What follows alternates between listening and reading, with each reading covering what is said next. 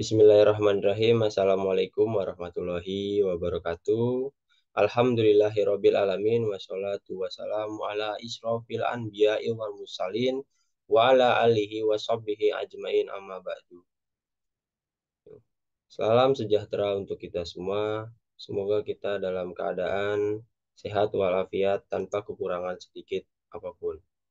Baik, pada kesempatan kali ini saya Danang Rahmat Piagung yang merupakan mahasiswa aktif dengan program studi Pendidikan Teknik Bangunan Universitas Negeri Jakarta berkesempatan untuk menampilkan hasil presentasi pada mata kuliah Strategi dan Media Pembelajaran dengan dosen pengampu Dr. Rian Arthur Magister Pendidikan.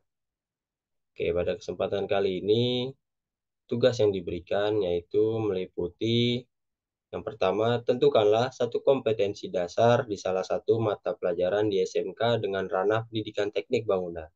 Yang kedua, kemudian buatlah sebuah analisis isi atau konten dari mata pelajaran tersebut. Yang ketiga, berdasarkan analisis isi tersebut, tentukanlah strategi atau model pembelajaran yang cocok. Oke, baik. Untuk yang pertama, sebelum kita masuk, saya di sini mengambil kompetensi keahlian desain pemodelan dan informasi bangunan. Yang kedua, pada mata pelajaran konstruksi jalan dan jembatan, dan dengan kompetensi dasar menggambar detail konstruksi jalan dan konstruksi jembatan. Oke. Analisis isi atau konten dari mata pelajaran tersebut merupakan pada mata pelajaran terdapat di SMK dengan kompetensi keahlian desain pemodelan dan informasi bangunan atau yang biasa disebut di DPIB. Strategi pembelajarannya itu mempengaruhi tujuan pembelajaran jika penggunanya tidak tepat.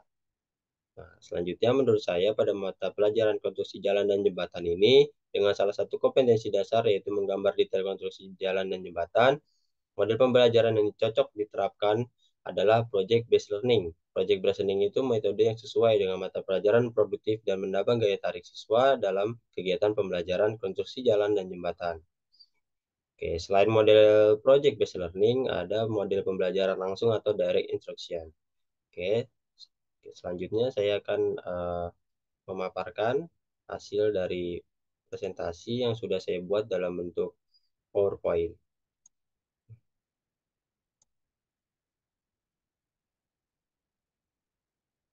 Baik, izin melanjutkan. Oke, di sini saya mengambil judul yaitu strategi atau model pembelajaran pada mata pelajaran konstruksi jalan dan jembatan. Oke, selanjutnya di sini terdapat 3 pembahasan, yaitu pada satu mata pelajaran, 2 strategi atau model pembelajaran, ketiga metode dan media pembelajaran. Oke, selanjutnya yang pertama ini mata pelajaran konstruksi jalan dan jembatan. SMK dan jurusan DPB.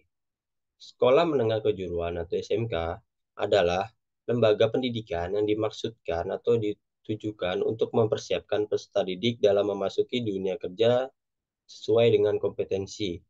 Menurut Aryati dan Nadiar tahun 2021.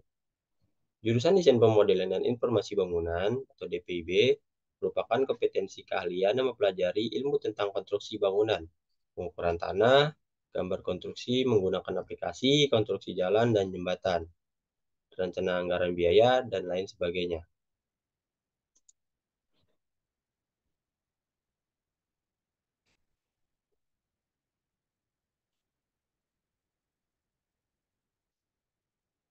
Selanjutnya, mata pelajaran konstruksi jalan dan jembatan. Kompetensi keahliannya ini desain pemodelan dan informasi bangunan. Mata pelajaran konstruksi jalan dan jembatan, kompetensi dasarnya menggambar detail konstruksi jalan dan jembatan. Konstruksi jalan dan jembatan merupakan salah satu mata pelajaran yang terdapat di SMK pada kompetensi keahlian desain pemodelan dan informasi bangunan. Mata pelajaran konstruksi jalan dan jembatan mencakup materi tentang dasar-dasar konstruksi dalam lingkup jalan dan jembatan yang berisi tentang jenis-jenis jalan dan jembatan pada konstruksi bangunan, kesehatan dan keselamatan kerja, serta dapat menerapkan pada pekerjaan konstruksi jalan jembatan. Menurut buku ajar Jalan Jembatan tahun 2018. Salah satu contoh materi dasar berupa jenis, spesifikasi, serta klasifikasi jalan dan jembatan, sampai dengan tahap perancangan dan pembuatan maket atau miniatur menurut Raharjo dan Dinata tahun 2021.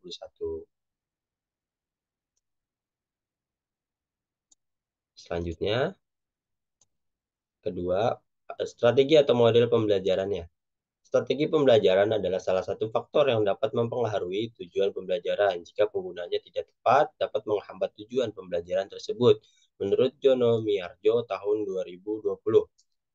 Menurut Fatur Rahman, dalam Hamruni tahun 2012, model pengajar adalah cara-cara menyajikan bahan pelajaran kepada peserta didik untuk tercapainya tujuan yang telah ditetapkan.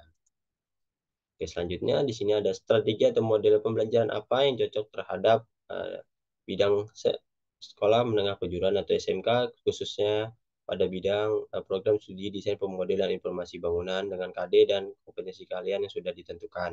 Yang pertama ada project based learning, yang kedua ada model pembelajaran langsung atau direct instruction. Oke, selanjutnya yang pertama, project-based learning. Apa sih project-based learning? Itu metode yang sesuai dengan mata pelajaran produktif dan menambah daya tarik siswa dalam kegiatan pembelajaran konstruksi jalan dan jembatan. Project-based learning ini memberikan kesempatan kepada guru untuk mengelola atau mengolah pembelajaran di kelas dengan melibatkan kerja proyek atau kerja kelompok. Kerja proyek ini dimaksudkan untuk memuat tugas-tugas yang kompleks berdasarkan pada pertanyaan dan permasalahan atau problem yang sangat menantang dan menuntut siswa untuk merancang, memecahkan masalah, membuat keputusan, melakukan investigasi, serta memberikan kesempatan kepada siswa untuk bekerja secara mandiri. Menurut Thomas dan kawan tahun 1999 seperti dikutip oleh Wena tahun 2010. Oke, selanjutnya ini ada model pembelajaran langsung atau direct instruction. Menurut Sofan Amri dan Lev Koiro Ahmadi tahun 2010 menyatakan bahwa model pembelajaran langsung atau direct instruction merupakan salah satu model pengajaran yang dirancang khusus untuk mengembangkan belajar siswa atau murid peserta didik tentang prosedural atau tata cara dan pengetahuan mengenai deklaratif yang terstruktur atau terarah dengan baik dan dapat dipelajari selangkah demi selangkah sehingga menghasilkan kemajuan yang cukup kompeten. Yang ketiga, metode dan media pembelajaran. Metodenya itu pertama ada tanya jawab. Metode tanya jawab ini metode yang mengajarkan kemungkinan terjadinya kemungkinan langsung bersifat two-way traffic antara guru dan siswa. Yang kedua, latihan atau drill merupakan memperoleh untuk suatu ketangkasan atau keterampilan dari apa yang telah terjadi. Yang ketiga, cooperative learning memberikan kesempatan kepada anak didik untuk bekerja sama dengan sesama siswa dalam tugas yang terstruktur. Oke, yang selanjutnya ini ada media pembelajaran. Media pembelajaran ini melingkupi e-modul atau yang seperti buku yang sudah disusun mengenai pengertian, definisi dengan cara-cara di situ step by step sudah terstruktur dan juga sudah tersusun dengan benar berdasarkan hasil dari proyek itu sendiri. Jadi sudah terdapat penelitian ataupun persetujuan sehingga praktik yang misalkan untuk dilakukan sebelum dibuat di modul dan pada akhirnya setelah praktik itu selesai dibuatlah modul untuk membantu memahami peserta didik agar lebih mengerti tentang praktek yang telah diberikan ataupun materi yang telah diberikan. Dan di sini karena mengambil program keahlian desain pemodelan informasi bangunan, khususnya di DPIB, ini menggunakan aplikasi atau software gambar 2D dan 3D. Sebenarnya cukup banyak untuk aplikasi ini. Di sini saya mengambil contoh SketchUp dan AutoCAD. SketchUp ini yang berbentuk menghasilkan 3D dan AutoCAD ini untuk dua dimension. Oke, selanjutnya. Sebenarnya untuk SketchUp ini bisa ataupun AutoCAD ini bisa kita import ataupun kita imajinasikan menjadi 3D.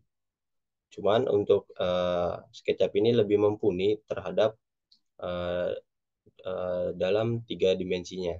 Seperti itu. Oke, baik. Terima kasih.